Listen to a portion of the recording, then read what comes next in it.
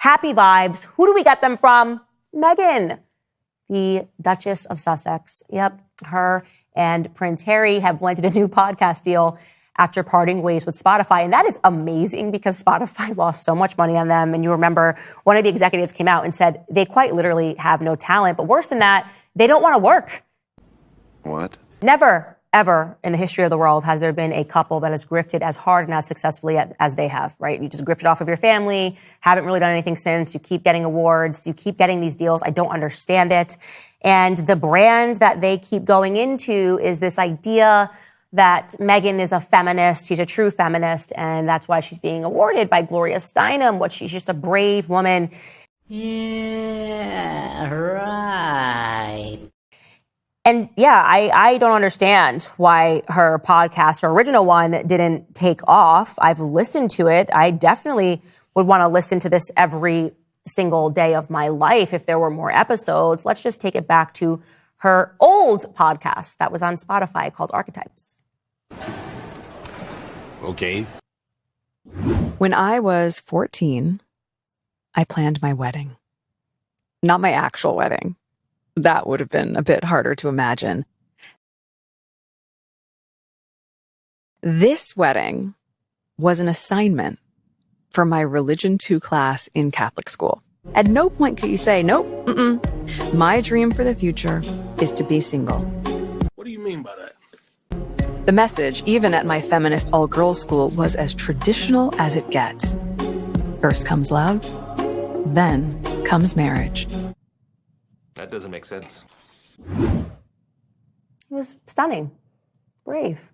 I don't know what that podcast executive was talking about. She's amazing. I love her. Which is why it makes perfect sense that another company has approached her.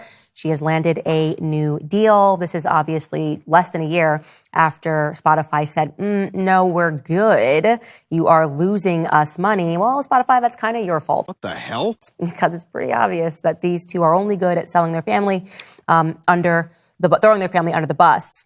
And Meghan has released a statement about this new partnership. It is with Lemonada, and they're going to stream Archetypes. Nice. Yeah. They're going to handle all of the ad sales and the distribution. And remember, she had tons of people on to talk about this feminism. She had Mariah Carey, Mindy Kaling, and now they're going to take this on. Meghan released this statement. I am proud to now be able to share that I am joining the brilliant team at Lemonada to continue my love of podcasting. Okay. Being able to support a female-founded company with a roster of thought-provoking and highly entertaining podcasts is a fantastic way to kick off 2024. Our plan to re-release Archetypes so that more people can now have access to it, as well as launching a dynamic new podcast, are well in the works. I'm so eager to be able to share it soon, and I'm overjoyed to be joining the Lemonada family. Yes, she's not even going to do any work in the beginning. They're just going to re-release what she already did, and then I'm sure she's eager to do more, but the financial terms of the deal were obviously not disclosed. Lemonada probably just wants to get their name on the map. They're taking a chance, and I'm going to guess it's not going to pan out that well. What? Because people want to listen to something that sounds real. They don't want to be lectured about feminism. They don't want to be lectured about what they're doing wrong. They don't want to be told the patriarchy is all around them. And, oh, yes, remember when you were in high school and people were like, get married? Yeah, I do remember. It's an aspirational goal. Yes, getting married and starting a family is aspirational. Stop trying to convince us to do the opposite when you did exactly that. You got married, found yourself a prince, and pimped your way into Hollywood, which is where you always wanted to be. But let me stop. Well, we'll cover this, obviously, extensively when her new podcast, that she's probably not going to do, it hits the market. So I'm really proud of Americans. It seems like a lot of us are waking up to the understanding that our mainstream media is just possessed with propaganda. They're just state media. That's the way to think of it. This is the CIA elects them into these positions of power behind the scenes, and their job is to condition the way that we as Americans think. Here we go again. And this clip, by the way, which is making the rounds, I have to show you what I'm speaking about. It is just so gross in terms of the adoration, the fawning over Zelensky, when quite literally they were just trying to convince us to be totally chill with getting to work and sending more and more billions, trying to make you think he was a hero fighting for democracy. Yeah, this is CNN's Erin Burnett. She has an opportunity to sit down with Zelensky and ask him questions. And here's what she was concerned with. Okay, I'm listening. You have my attention. Listen. As a human being, so many people look up to you. They rely on you.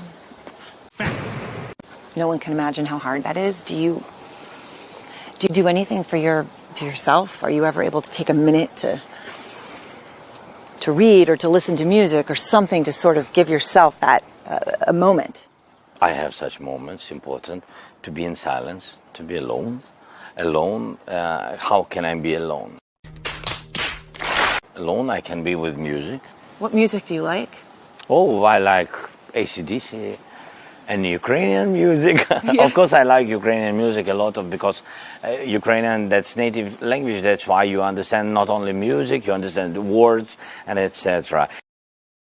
AC/DC, I don't understand all the words because of... But you like the music. It's just incredible. It's like she's quite literally trying to date him. She said, wait a minute. Wait a minute.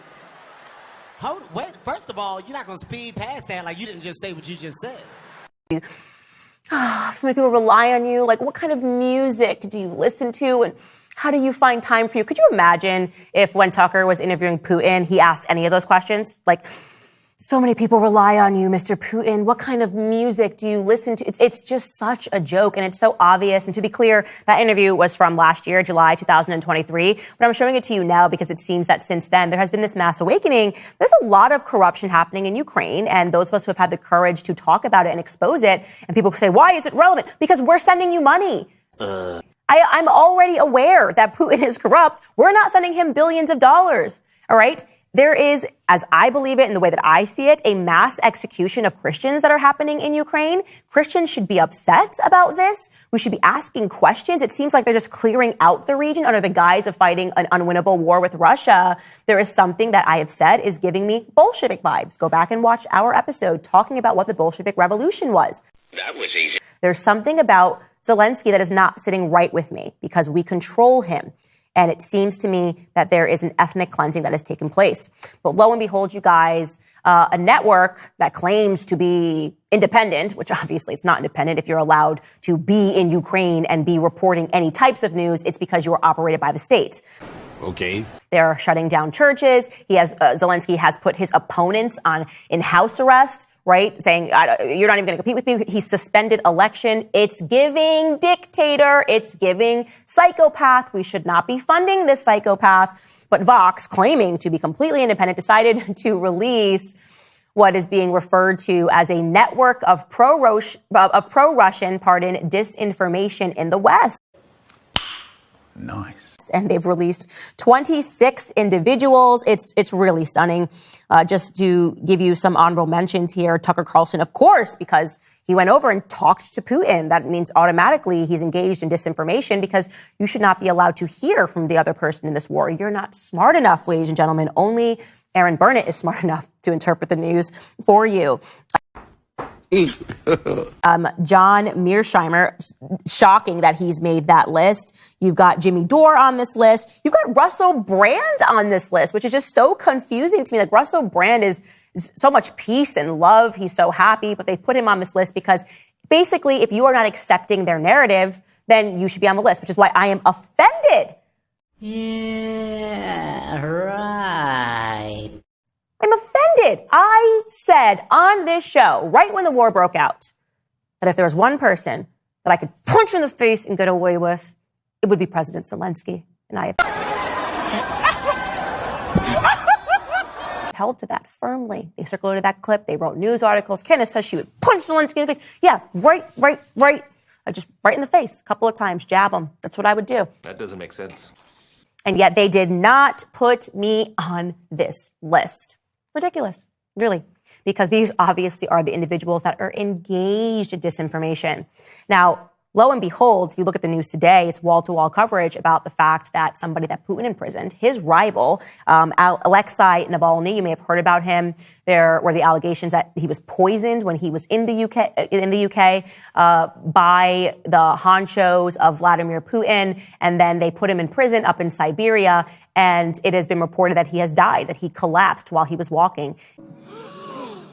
And so there is very obviously a lot of suspicion that this was something that was done that was barbaric and awful, and that they did this intentionally to kill him as a rival for speaking out against Vladimir Putin, which is not allowed in these sorts of regimes. And of course, that is awful and that is wrong and it deserves coverage. And we should be covering the corruption of Zelensky with just as much vigor. And they don't do that, right? They didn't even cover the fact that an American journalist was killed in the exact same fashion, put into a prison because he criticized, while he was in Ukraine, he criticized Zelensky and the Biden regime. What? And what did they do? They put him into prison and then he died mysteriously. Just weeks after his dad went on Tucker Carlson and said, they are going to kill my son. Please help. The mainstream media didn't cover this. They didn't care. Nope, they don't care because their narrative is to say that everything Zelensky does is good. Two things can be true at once. I know why people think it's always got to be a villain and a hero story. There can be multiple villains, but we are only funding one of those villains. Okay, I'm listening. You have my attention. He is mass murdering Christians, taking them off of the street and sending them to the front lines to die in a war that he cannot win. Okay? And he is also, as I have said, I think, conditioning us to accept an ethnic cleansing in that region. Are you sure about that? President Zelensky is a monster. That is my point. Okay? It doesn't mean that Vladimir Putin is good. Two things can be true at once. Hey guys, if you like this video, you will definitely like the full episode even better. You can find it by clicking right here.